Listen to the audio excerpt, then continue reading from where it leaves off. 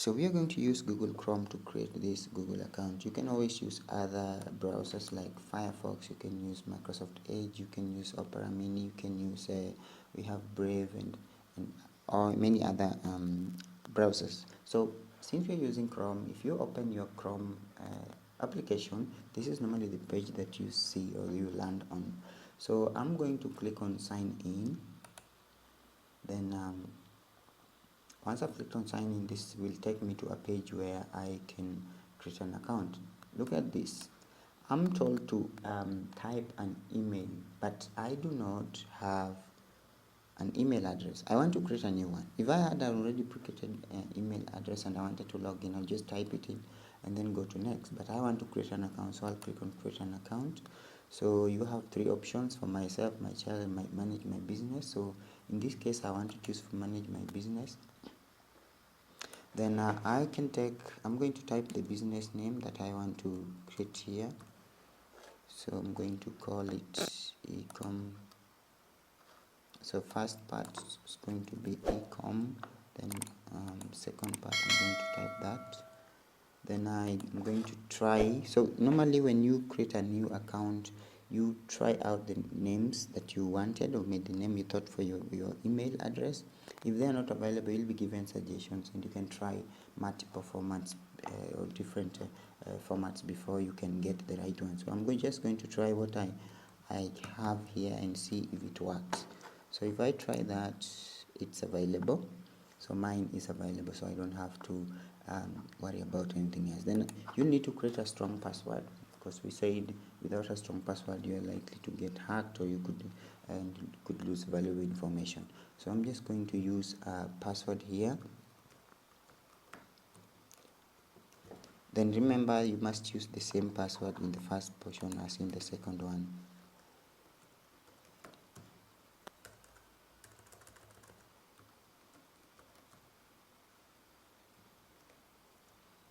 If you want to see your password, you can do that to see it. So I've got to change this because I've already showed you the password.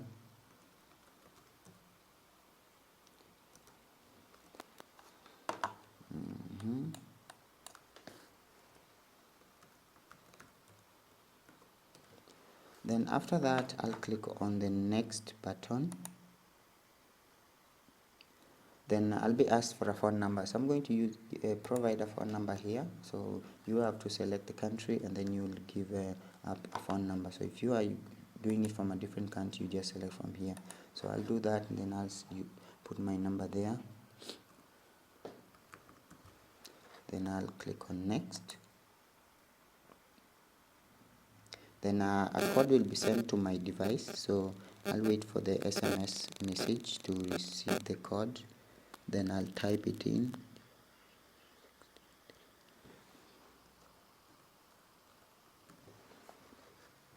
And click on verify.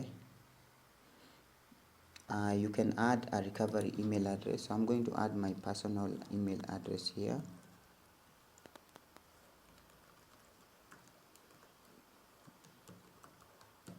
It's a very long one, created some time back. So this is also optional, so I can just take the gender and move to the next. So then you'll enter the date of birth.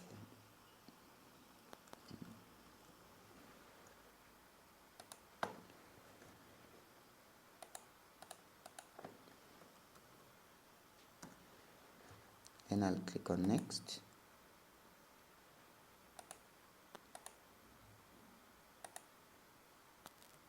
After you have done all this, you have just to confirm a few things here. So I'll click on yes, I'm in, to continue. Then you normally expected to read these privacy terms. I've read them before.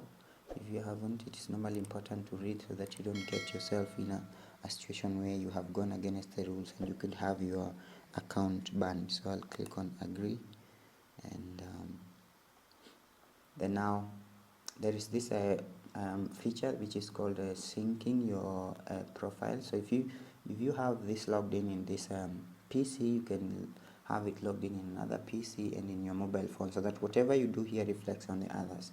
So if you just want to use it on one device, you can just say no thanks, then you'll have this here. Now once these are just common settings, once you have created this, now you can get access to the applications that we talked about by clicking up here, but they normally give you the main ones. You have the Gmail and images, but when you click on this here, you'll see the Google apps. So you have very many apps, and you can always go to more from Google. So the main ones that people mostly use here is YouTube, Google Play, you use this in your mobile. Gmail, you have Google Meet if you want to host meetings. You have Google Drive for storage. You have Google Calendar for scheduling events, maybe setting up reminders. You have Google Contacts to save your mobile contacts online. Then Google Photos to store your photos, and quite a lot of other things. Now these are the other two main ones.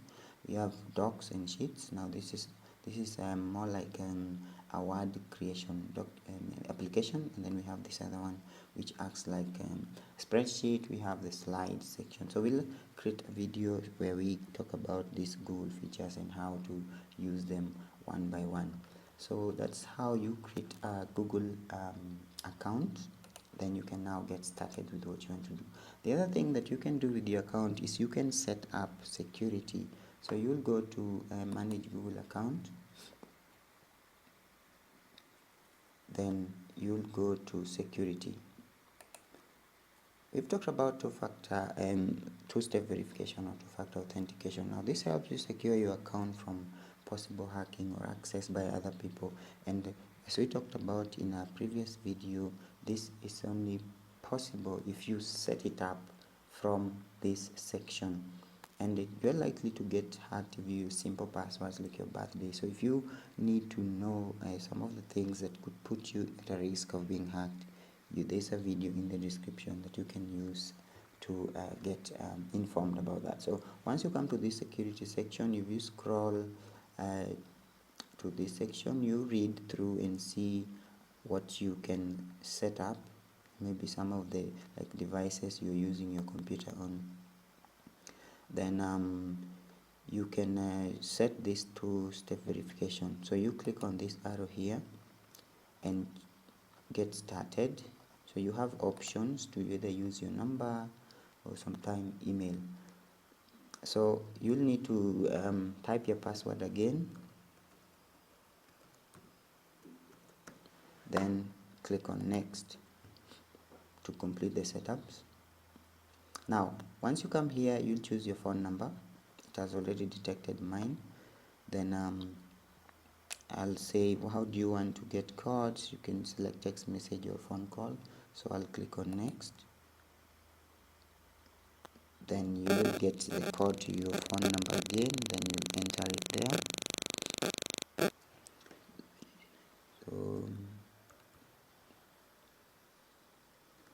So I'll enter that there, and then I'll go to next. So turn on two-step verification. Now you have other options. We've already set one for voice. You always have one for backup calls. You have one for Google prompts.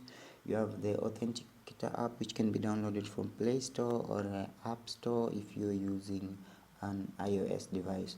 Then you have a security key.